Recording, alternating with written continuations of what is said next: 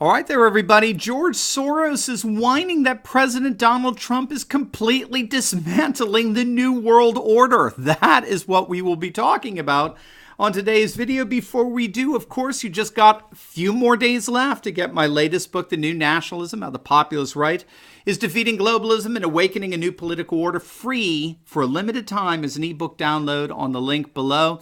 If you want to understand this amazing turn towards the nationalist populist right that we're seeing going on all over the world, this book was written for you. It's a quick read. It's my gift to you, free for a limited time at the link below. And also, if you've not already done so, make sure to smack that bell and subscribe button. We're on our way to 100,000 subscribers. It's going to be a privilege to have you as a regular part of this channel. All right, so our good friend David Rocket posted over on the Turley Talkers Facebook group a report on an interview that George Soros had with the Washington Post, where he's admitted that President Donald Trump is leading this massive worldwide backlash against globalization and its secular aristocracy. Again, speaking to the Washington Post, which, by the way, everyone needs to understand has really become officially nothing more than a propaganda shill for leftist cultural Marxism. Just glance. You don't even have to read carefully for like hidden messages, as it were. Just glance or skim through their editorial section, and you're going to see one left-wing propagandist after another, just blindly repeating liberal democratic talking points and far left point of views as if they were just the air that such commentators were breathing. How anyone takes this newspaper seriously in terms of actual real journalism, I have no idea. I guess old globalist habits die hard. Nevertheless, it is being reported that, speaking exclusively to the Washington Post, Soros does in fact admit that Trump's rise to power has been the worst possible scenario for the secular leftist future envisioned by globalists around the world. ZeroHedge.com's reporting that from Soros's perspective, Trump is indeed destroying the world, but not in the apocalyptic sense like he's implying. He isn't smashing globalist institutions like Godzilla, rampaging through Tokyo, right, demolishing buildings and the like. I mean, of course, Trump is putting into an end to a lot of the trade arrangements that have been made over the last few decades, most recently replacing NAFTA with the USMCA and gutting the Paris Accords and scrapping TPP and the like. And again, of course, by the way, the head of the AFL-CIO, which is the top union organization in the nation, basically a union of unions, Richard Trumka, who's the head of it, he came out hating on Trump rather than what he should be doing, which is kissing his feet at this point. Trump has done more for manufacturing and industrial unions in dismantling these globalist trade policies than all Democratic presidents in recent years combined. And instead, what does Trumka, this head of the AFL-CIO, what does he do? He comes out and he says to everybody, go out and vote for the Democrats. You see, folks, this is a great lesson for us, whether we're dealing with the national unions, whether we're dealing with the corporate globalist media, the universities, CEOs of multinational corporations. They have all been taken over by left-wing operatives. They're not interested in prospering you. They're not interested in the flourishing of our nation. They don't give a rip, not a rip, about workers. They care only about power and their own place in that power. And they've been taught over the last several decades that such power and gain come from the party of globalization, and that is the liberal Democrats. But I digress. No, it's not so much the actual dismantling of globalist institutions that Soros is worried about when it comes to President Trump. It's a lot deeper than that, because if you think it through, those rifts can all be easily repaired by the next leftist globalist who comes to power. Instead, Soros is concerned that Trump is leading a real ideological rebellion, one that's offering a fundamentally different worldview than the globalist conception of life, and therefore creating the philosophical foundations for a fundamentally new world than the one that the president has inherited. He sees Trump as representing nothing less than an existential threat to globalism and the globalist vision of life. Now, I think Soros is really on to something here. I think if you think about where we've come from the years of Obama, which we can forget ended not even 2 years ago, right? with Obama, who the Zero Hedge Fund article, I think, rightly portrayed as a Soros surrogate, at least de facto.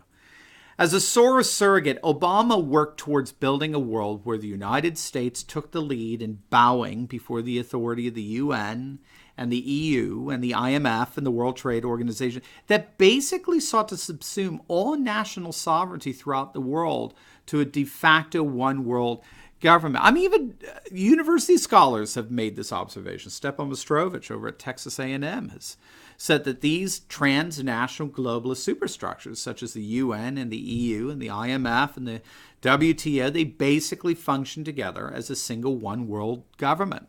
And of course, the United States took the lead in submitting to the agendas of these institutions, largely so that the United States could disproportionately influence and direct these institutions, which Soros would, of course, have no problem with whatsoever, right? He may claim to be a globalist, but he wants a globalism that benefits him, right? And he could care less about you or me. And as part of this vision of a unified globalist order, this is key, Soros and the boys decided that they would attack any and all detractors from this vision as racist, sexist, bigoted, homophobic, nativist, far-right extremist, neo-Nazi, anti-Semitic, fascist. Did I leave any out? All we have to do is go back to the Washington Post and see what descriptive terms its editorial writers are using to get a sense of this, right? What Soros and the boys have done here, at least in cultural anthropological terms, is actually create their own taboo codes. It's actually very, very smart of them, and it shows how far thinking they really are. They really do want to usher in a new world, and if you're going to have a sustainable social order, you're going to have a kind of social immune system that identifies threats to that order and effectively neutralizes those threats. And that's what a taboo code is for. Taboo codes identify social threats. It's technically known as perturbations. They identify social threats on the one hand and then in turn initiate social mechanisms that neutralize those threats on the other. That's why all nationalists and populists and traditionalists are labeled with the terms that are indicative of social stigmas. It's a deliberate use of threat and intimidation to keep you and me compliant in this new world order. And then, to everyone's shock, Donald Trump rises to prominence, saying things that are out and out threats to the functioning and perpetuating of the new world order of secular globalization, and the immune system kicked in.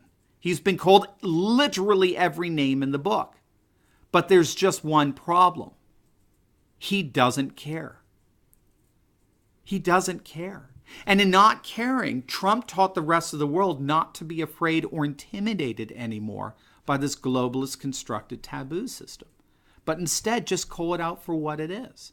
It's nothing more than the deliberate attempt to use fear and intimidation to control and manipulate us in accordance with the wishes of a secular globalist elite. That's all it is. The globalist taboo system of social stigmas is nothing more than an attempt by some to use fear and intimidation to control and manipulate us to act in a manner of which they approve. We're dogs, right? We're trained animals, nothing more. And it has nothing whatsoever to do with civil rights. It has nothing whatsoever to do with women's rights, for all the Kavanaugh rhetoric, or LGBT rights, or anybody's rights. It has nothing to do with the environment. It has nothing to do with academic freedom or individual liberties or anything even remotely like that. It all has to do with manipulating you and controlling you out of fear and intimidation. And what Trump represents to the world is the symbol that we don't need to be afraid or intimidated anymore. In other words, what Soros is really concerned about is not that Trump is physically dismantling this or that aspect of globalism. He's certainly doing that. But the lasting impact of Trump is that he has, in effect, demolished the globalist taboo system. And in so doing, he's destroyed globalism's immune system. And without an immune system, there's no way the social order is able to survive. Destroy the immune system, and you have destroyed the social order. That is the real accomplishment of President Donald J. Trump. Remember, just a few more days to get my book, The New Nationalism, is a free download. And as always, please like, comment, and subscribe. Click on our Patreon link below. Become a monthly supporter of this channel and help us to continue to analyze current events in light of conservative trends so that you can personally and professionally flourish. God bless.